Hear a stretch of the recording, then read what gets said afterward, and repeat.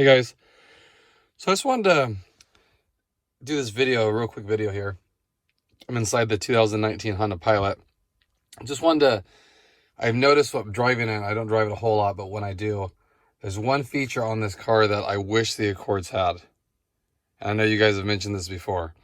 The neatest thing that this car does now is when you turn the car off and your doors are, your doors are closed still, you put it in park, you turn the engine off, the radio still works. So I think that's an awesome feature. Like, I really wish the Accords had it, because I don't know if you guys do, but every time like I stop and you turn the car off, then you have to cycle through it again, push the button to turn the radio back on. Now, it's not a huge deal, but I think this is awesome, and it stays on until you open the door, which I think is neat. So it'll stay like this. I think there's a timer on it though for like 10 minutes or so you don't drain the battery, and it'll shut off anyway. But when you open the door, it'll go off. Let's see if I so okay, I have it on here, and I'm gonna turn it off. Okay, if you can hear the radio, still going. Okay, and then I'm gonna open the door,